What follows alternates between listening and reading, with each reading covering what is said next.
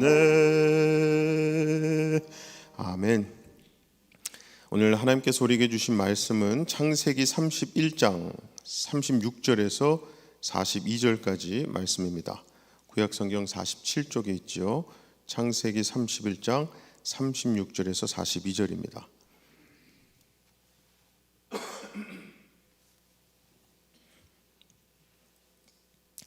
창세기 31장 36절에서 42절까지 교독으로 읽겠습니다. 제가 먼저 36절 읽습니다. 야곱이 노하여 라반을 책망할세 야곱이 라반에게 대답하여 이르되 내 허물이 무엇이니까 무슨 죄가 있기에 외삼촌께서 내 뒤를 급히 추격하나이까. 외삼촌께서 내 백성을 다 뒤져보셨으니 외삼촌의 집안 물건 중에서 무엇을 찾아내었나이까. 여기 내 형제와 외삼촌의 형제 앞에 그것을 두고 우리 둘 사이에 판단하게 하소서.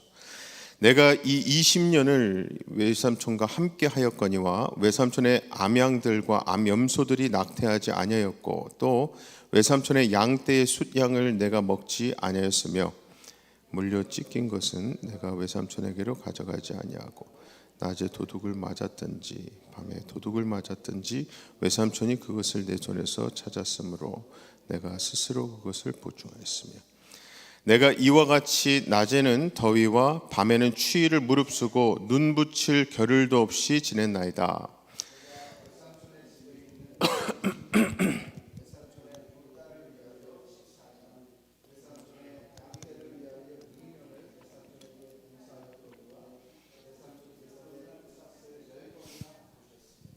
다 같이 우리 아버지의 하나님 아브라함의 하나님 곧 이삭이 경외하는 이가 나와 함께 계시지 아니하셨더라면 외삼촌께서 이제 나를 빈손으로 보내셨으리다마는 하나님이 내 고난과 내 손의 수고를 보시고 어젯밤에 외삼촌을 책망하셨나이다. 아멘. 본문장의 3절이었죠. 여호와께서 야곱에게 이르시되 네 조상의 땅 네 족속에게로 돌아가라. 내가 너와 함께 있으리라. 이 돌아가라는 하나님의 말씀 따라 야곱은 모든 재산과 아내, 자식들을 데리고 라반 몰래 도망칩니다. 그 사실을 알게 된 라반이 야곱을 쫓게 되고 7일 길을 뒤쫓아 길르앗산에서 드디어 야곱을 만나죠.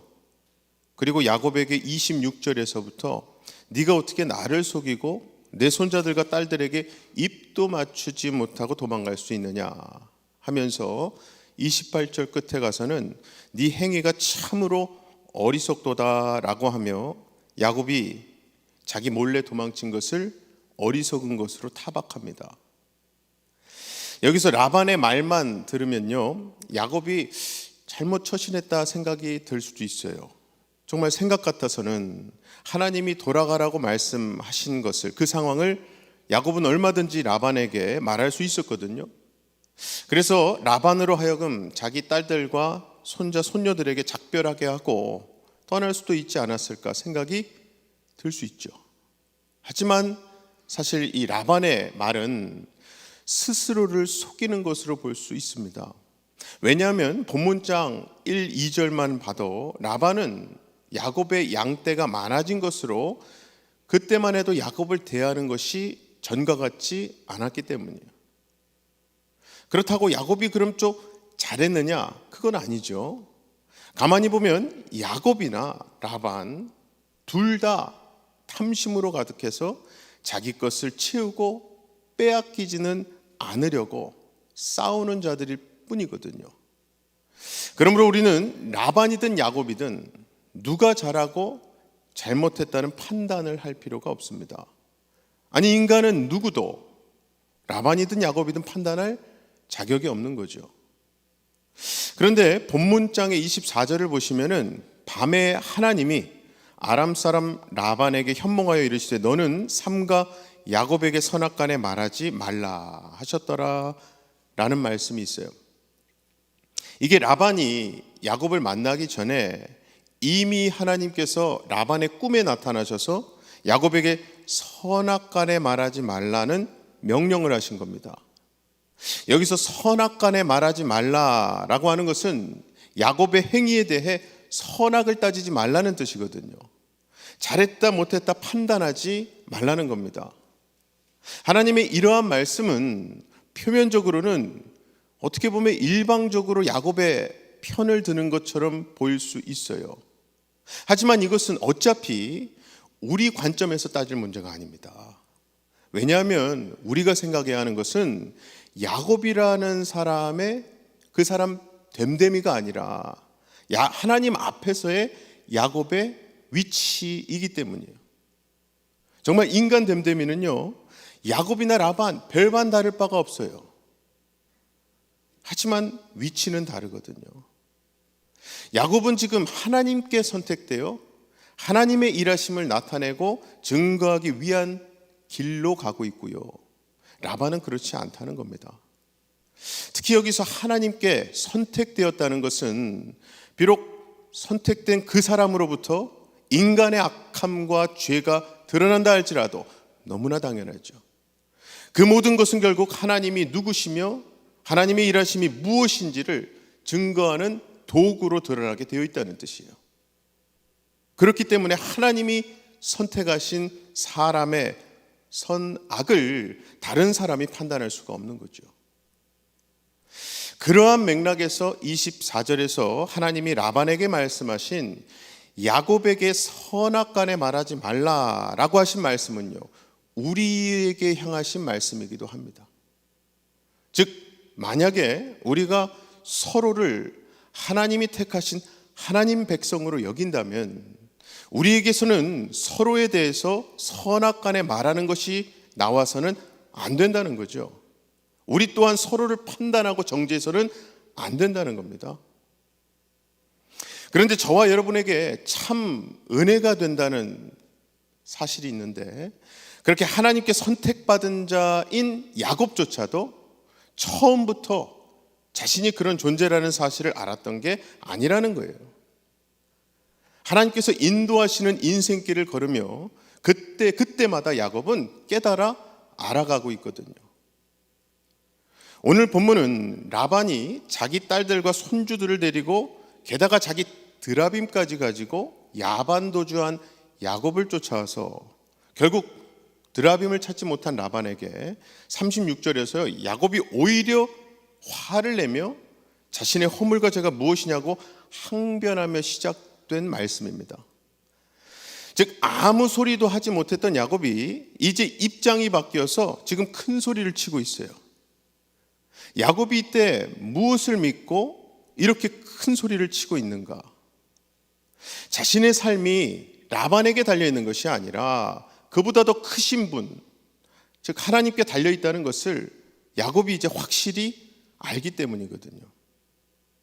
앞서 봤던 말씀에서 점이 있고 아롱지고 검은 양과 염소가 하나도 없는 데서 그런 것들만 계속 나왔다는 것은요, 정말 하나님의 기적 아니겠습니까? 그때 야곱은요, 하나님이 나를 이렇게 돌보시는구나 하는 것을 제대로 깨달았어요. 지금은 라반이 자기를 해치려 하는데도 하나님이 막아주셨다는 것도 깨달았어요. 특히 야곱은 자신이 하나님 말씀을 잊고 정욕에 이끌려 사는 그 기간, 그 시기에도 하나님은 자신을 지켜주셨다는 것을 깨닫게 된 거예요. 앞에서 11, 13절까지 말씀 보시면 야곱이 꿈을 꾸고 하나님 말씀을 봤는데 그 꿈을 꾸기 전까지만 해도 야곱은 그래도 라반 덕에 이 정도는 살고 있다고 생각했을 겁니다. 그뿐 아니에요. 야곱은 아마도 속으로는 그럼 그렇지, 내가 똑똑하고 괜찮은 사람이니까 저렇게 치독한 라반 밑에서 이 정도라도 견디며 이 많은 양떼를 얻은 거라고 자부심을 갖지 않았을까요? 그런데 그랬던 야곱이 꿈에서 하나님 말씀을 받은 후에는요, 그게 아니었구나를 확실히 깨달은 거예요. 이 모든 것이 하나님이 해주신 거구나. 라반 때문에 이 정도라도 된 것이 아니었구나. 내 재주, 내 지식이 아니었구나. 그렇게 야곱이 살면서 하나님의 일하심에 대해 깨닫게 된 세월이 오늘 본문 41절을 보면 무려 20년이라는 겁니다. 그 세월을 지나고 나서 야곱이 고백하게 된 것이 본문 마지막 구절이었던 거예요. 42절이죠. 우리 아버지 하나님 아브라함의 하나님 곧 이삭이 경외하는 이가 나와 함께 계시지 아니하셨더라면 외삼촌께서 이제 나를 빈손으로 돌려보내셨으리이다마는 하나님이 내 고난과 내 손의 수고를 보시고 어젯밤에 외삼촌을 책망하셨나이다. 이게 한마디로 하나님께서 나를 지켜주셨다는 말이잖아요. 라반, 당신은 내 품삯을 10번이나 바꿔가며 나를 착취하고 힘들게 했지만 하나님은 항상 나와 함께 하시며 모든 것을 다 보고 계셨고 나를 보호해 주셨다는 삶에서 경험하고 우러나오는 고백이죠. 자, 이렇게 하나님은 매 순간 나와 함께 하시며 모든 것을 다 보시고 나를 도와주고 지켜주신다는 사실, 사람이 이 사실을 깨닫기 전에는 어떻습니까? 일이 잘 되면 내가 잘나서 똑똑해서 잘 되나 보다 생각하곤 하지 않습니까? 내가 그래도 잘나서 미국까지 와서 좋은 직장 다니며 이 정도 했지.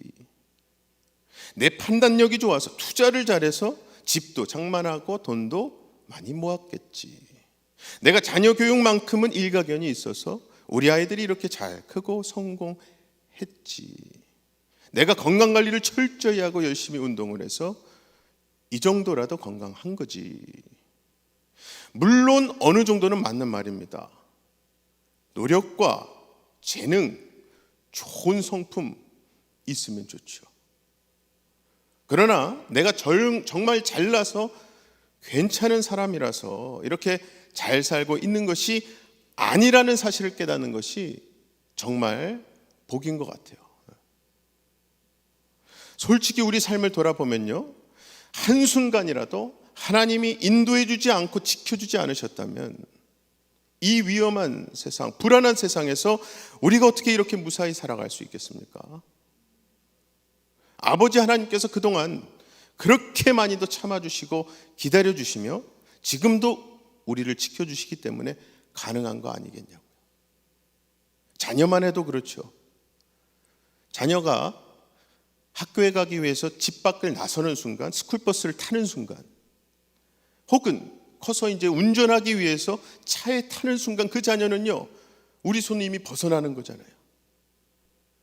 그런데 그렇게 그 자녀들이 이렇게 안전하게 지금까지 어떻게 그렇게 잘 지내고 있겠습니까? 세상에서 성공한 사람들 중에는 크게 두 부류가 있다고 해요. 하나는 내가 열심히 해서 다 이렇게 됐다고 끝까지 주장하고 생각하는 사람이 있고요. 또 다른 부류는 내가 열심히 한 것은 사실이지만 이건 분명히 내 힘만으로는 안 된다는 사실을 알고 깨달은 사람이라고 해요. 그래서 자기는 불신자예요. 하나님을 믿지는 않지만 이게 어쨌든 뭔가 신이 있어서 이렇게 된 것 같다고 고백도 나오기도 하지 않습니까?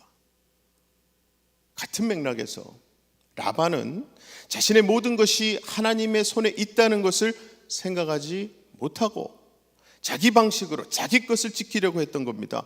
그렇게 라반은 자신의 길로 간 거예요.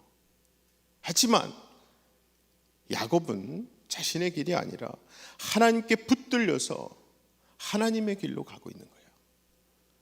여기서 주체는 하나님입니다. 붙들어 주신 분도 하나님이고 그를 인도하고 지켜주신 분도 하나님이에요. 물론 야곱은 오늘 본문 말씀 이후로도 하나님을 더 알아갈 시간들이 있습니다. 중요한 것은 그러한 야곱의 어리석음과 탐욕과 죄보다도 하나님의 선택하심, 하나님의 주권이 더 강하다는 사실이에요. 때문에 야곱은 하나님에 의해서 하나님의 뜻하신 야곱으로 세워져 가고 있는 거죠. 사랑하는 우리 성도 여러분, 이것이 하나님의 선택임을 우리가 생각한다면 우리가 믿고 의지할 것은 나를 선택하시고 하나님이 뜻하시는 길로 이끌어 가시는 그 주체 되신 하나님 한 분이시지 내 의지, 내 열심이 되어서는 안 되는 겁니다. 우리는 오늘도 야곱처럼 또 이기적으로 살며 또 다시 넘어질 거예요. 그게 현실이죠. 꼭 기억하셔야 할 것은 그럼에도 불구하고 하나님은 그런 우리를 인도해 주신다는 사실이에요. 왜 그렇게 해주십니까? 우리에게 빨리 삶의 바른 자리를 찾으라는 거죠. 우리가 있어야 할 자리, 하나님의 집 베델로 돌아오라는 것이죠. 그게 바로 주님 앞에서 참된 예배의 삶 사는 그 자리 아니겠습니까?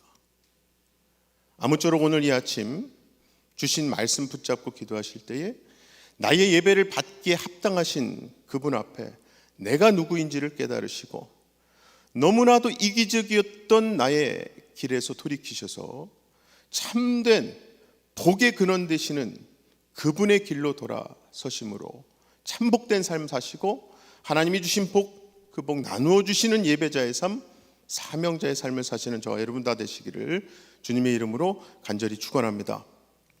이 시간 두 가지 기도 제목 놓고 기도하실 때에 아버지 하나님, 내가 하나님께 선택된 자녀로서 하나님이 함께 하시고 하나님이 개입하시는 길로 내가 가기 원합니다. 도와주세요. 이끌어 주세요. 기도하시고, 두 번째는 오늘 매주 목요일 있는 중보 기도 모임이 있는 날입니다. 겟세마네 중보 기도팀 위에서 기도해 주시고, 특히 중보 기도팀이 또 집중해서 기도하는 제목 중에 교회와 환우를 위한 기도 제목들이 있어요. 함께 기도해 주시기 바랍니다. 기도하겠습니다. 사랑의 아버지 하나님, 감사합니다. 오늘도 나를 선택하셔서 하나님의 주권 하에 우리의 발걸음을 인도하셔서 말씀 앞에 하나님의 집 베델의 그 자리로 우리를